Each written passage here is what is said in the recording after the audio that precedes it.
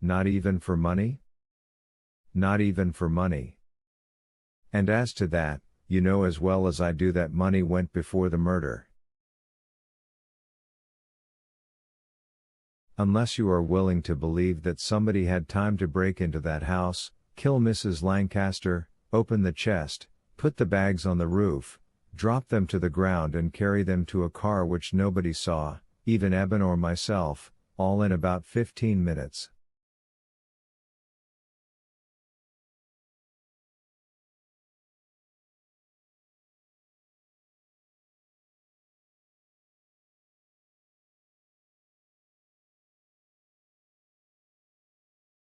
He smiled again, and resumed his thoughtful pinching of his lip. And also carried into the house those bags of lead weights. Don't forget them.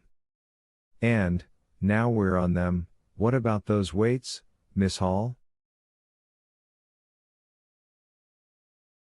They're used for other purposes, of course, but in the main I believe they're used in women's clothes.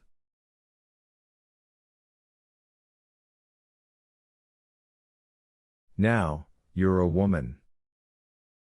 Suppose you wanted a lot of them. How would you go about it? I haven't an idea. Try a wholesale house, maybe. He nodded. Or several wholesale houses, he added. He looked at his watch and got up.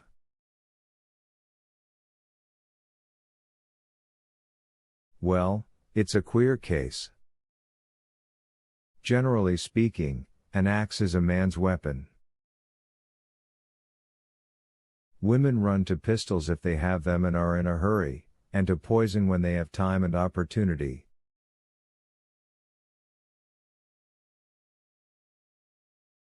If anyone in that house had wanted to do away with the old lady, why not poison? Nobody would have been surprised at her death, I gather, or suspicious, either.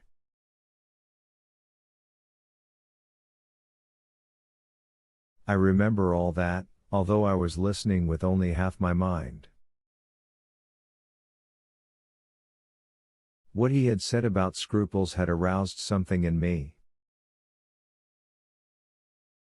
All the Crescent, I knew, regarded the police with distaste and resentment.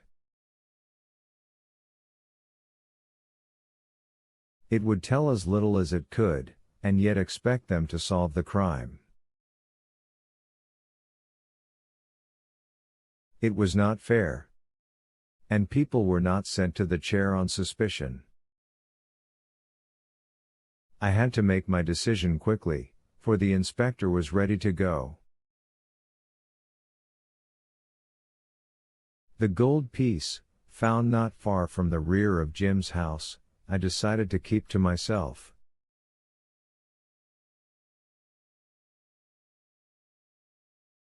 The glove also, although I was soon to realize that in that I had committed an error so grievous that even now I wake up at night to think about it.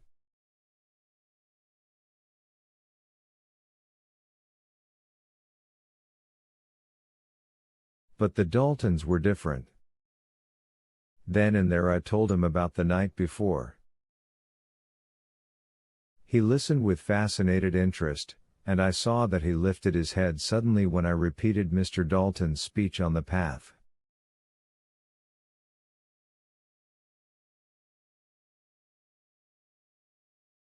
It's sheer madness, Laura. With all these policemen about. And her reply, that she did not care, and the more the better.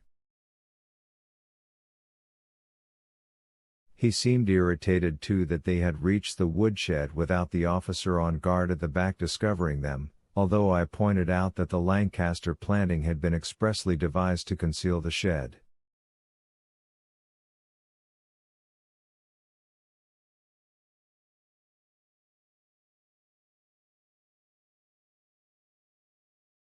But it was over the last words that he pondered for some time. Well, What have you found? I know what I'm after. That's something. And over Mr. Dalton's odd and angry explanation.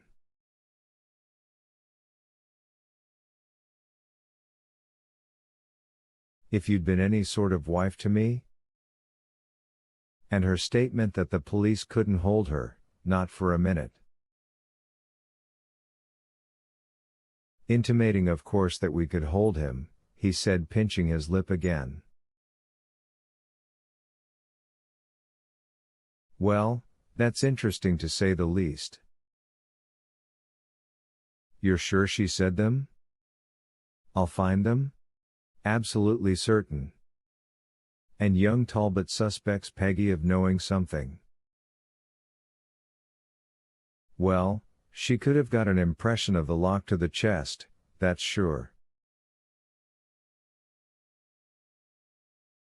When was it that Talbot saw Mr. Dalton around the shed? Early yesterday morning. The morning of the crime. And what was Talbot doing there himself? He was looking for a lost golf ball. Both he and Mr. Dalton often practice short shots back there. The inspector got up and held out a large capable hand. Thank you, he said. I know this hasn't been easy. But if Dalton is mixed up in this, it's time we knew it. I'll keep you out of it, of course.